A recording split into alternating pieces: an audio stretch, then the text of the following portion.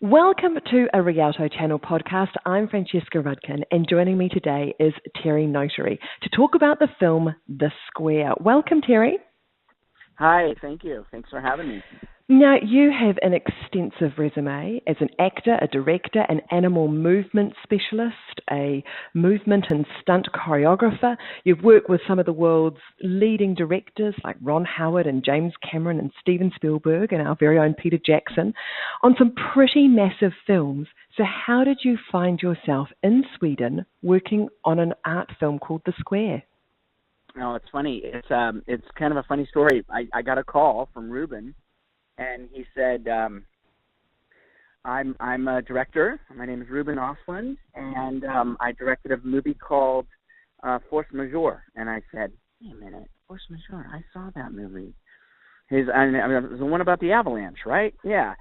And he said, I've got this other movie that I want you to be a part of if you want to be a part of it. And I loved Force Majeure so much that I said, let's get on a FaceTime call. And I wanted to meet him, face to face and see what he was going to, explain and see what the movie was about. So we got on a FaceTime call and we just hit it off. We had a lot of laughs, and I just love the way he shoots. I love the way he has this quirky sensibility about life. And I thought, you know what? It'll be really fun. So I took the job right then and there. And I didn't really even know what we were going to do. We just, I knew I was going to terrorize a group of people in a banquet hall. And we kind of left it like that. And I thought, you know what, this is going to be fun. It'll be a fun challenge to kind of go in not really knowing what we're going to do, but just kind of discover it as we do. And that's exactly what happened. So when you talk about you love the way that Ruben shoots, how is that different maybe to the environments, these very big, large movies that you've been working on? How was that different?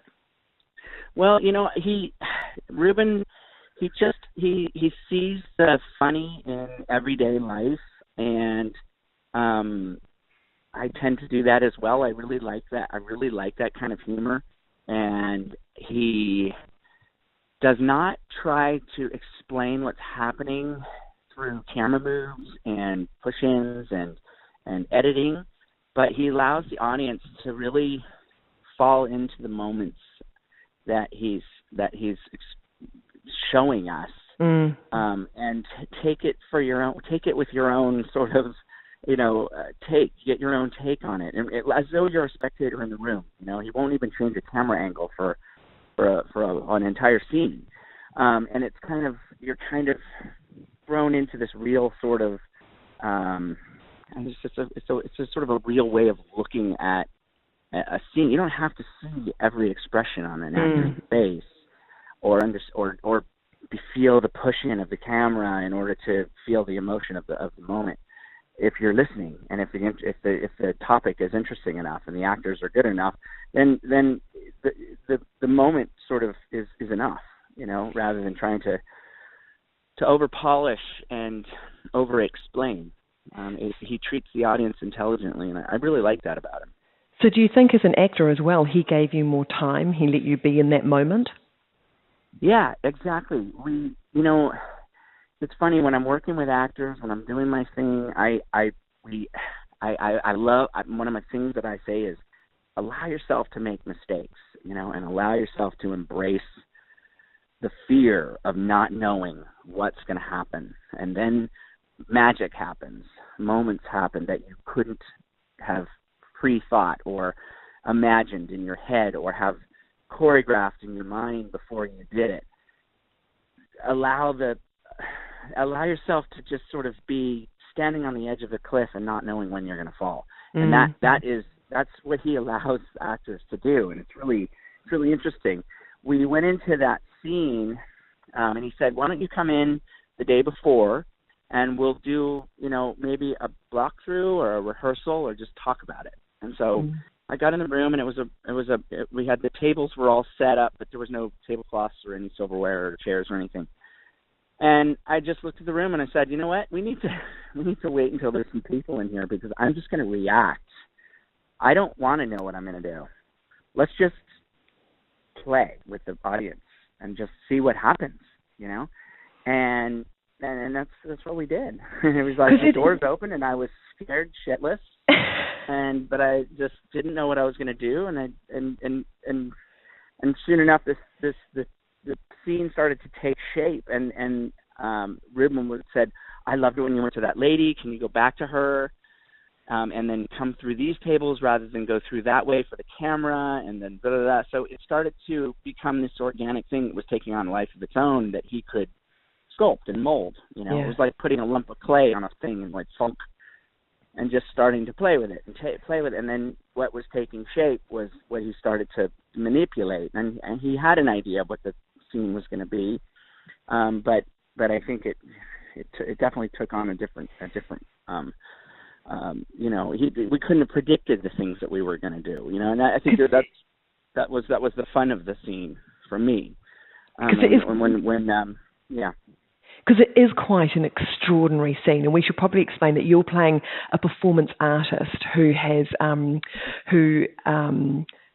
performs as an ape, and you already have an exhibit in this museum, a video, which is often in the backdrop of it's just beautifully in the backdrop of phone conversations and things, which is it's very, very funny. But in this particular scene, as you say, you come in as this character, as this ape, and of course, the room is filled with all these very wealthy patrons and people who think that they're going to, you know, watch a piece of performance art, but of course, then they become the performance. And you know, it's incredible watching the tension and the mood shift in that room. You must have just felt that happening as you were performing, did you? Yeah, absolutely. Because I mean, the audience didn't really quite know what they were in for as well. Well, because that's what I was wondering. But at the end of, to jump ahead, at the end of the last day of shooting that we did, Ruben said, "Did you know that all the people in the room were actually like, you know, wealthy donors, billionaire donors? The one that you threw water on, that's a billionaire donor there, and then you have like gallery owners and high status, you know, hoofs here and so there." They were real people. Are you kidding me? They were all of that. They were of that. Yeah, they were that crowd. It was crazy.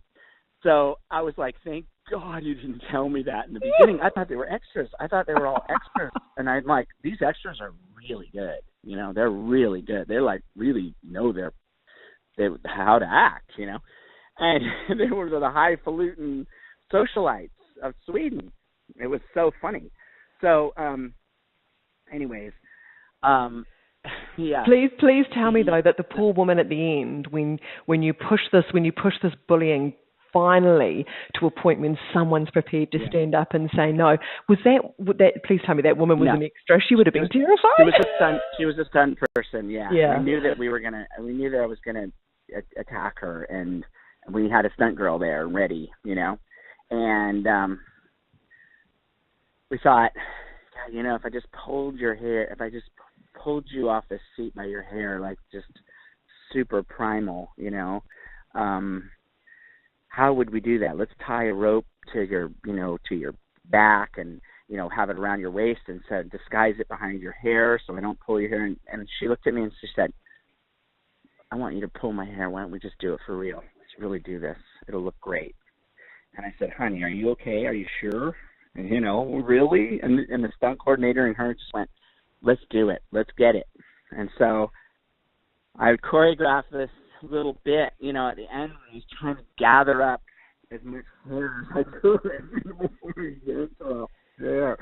But she was tough. Oh my God, it was you know, it was real. That's for sure.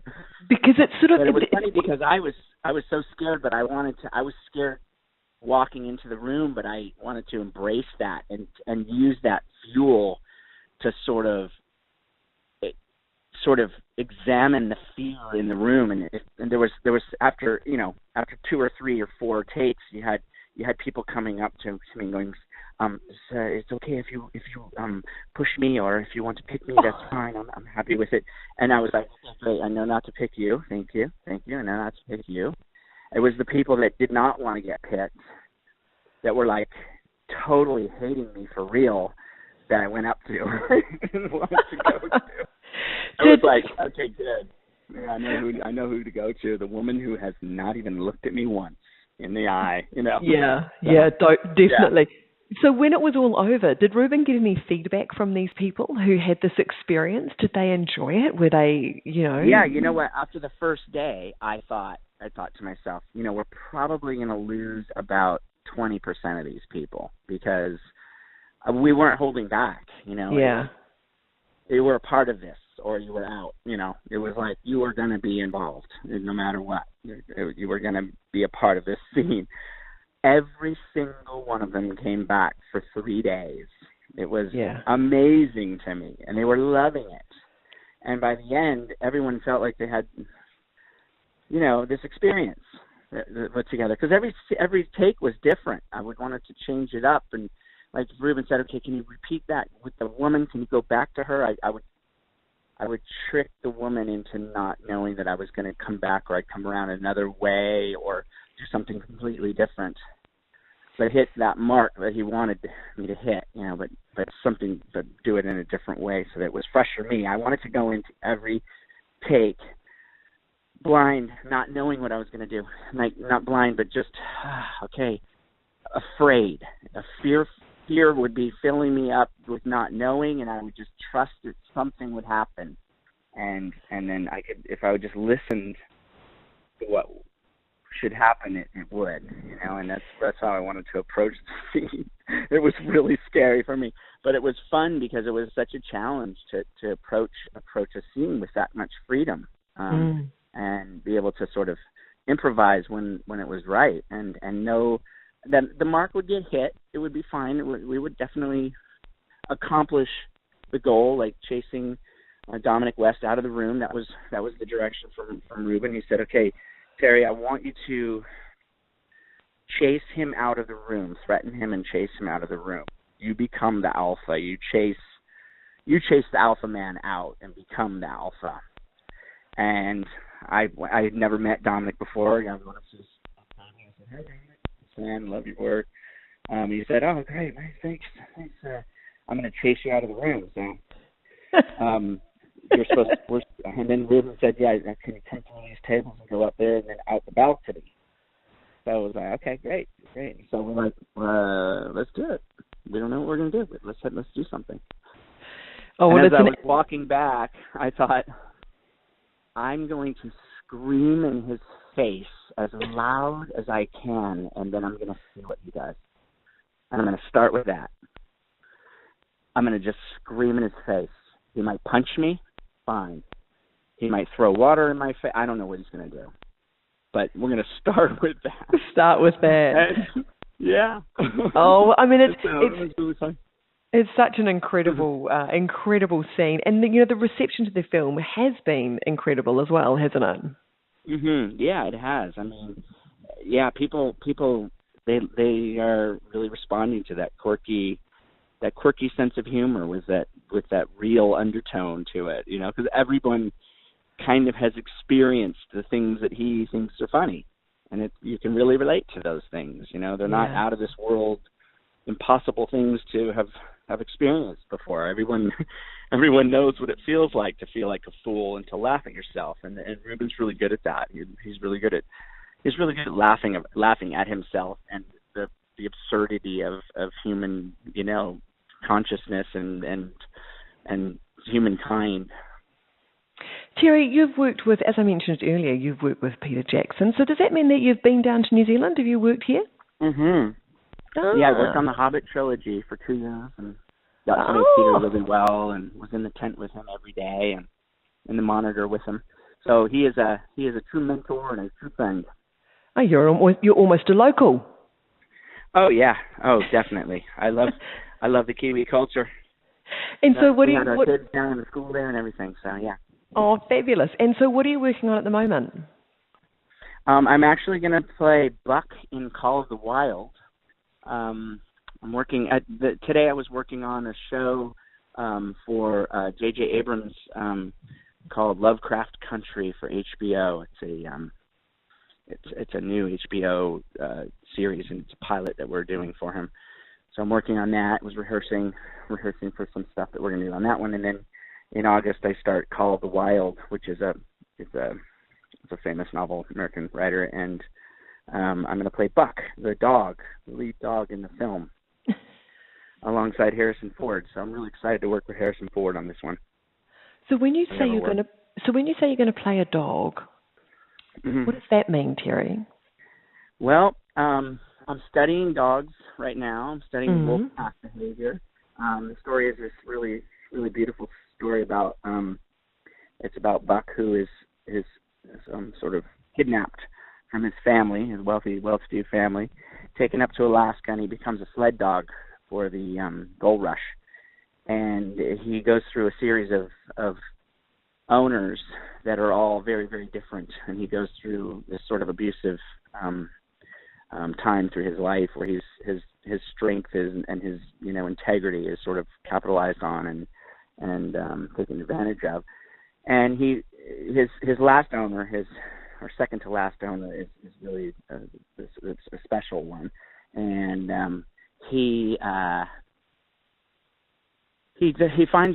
Buck finds himself through this wolf pack that he meets, and becomes the alpha of the wolf pack. And in the end of the film, he actually his spirit is sort of freed as he goes off and becomes this leader of the wolf pack in the wild. So it's a really beautiful story, and I'm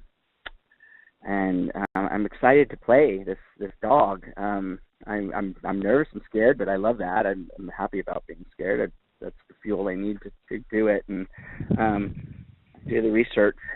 So don't quite know what we're going to do yet. I don't quite know the character yet, but I'm going to find it in the next month, I'm sure. Oh, well, look, best of luck with that, and thank you so much for talking to us today.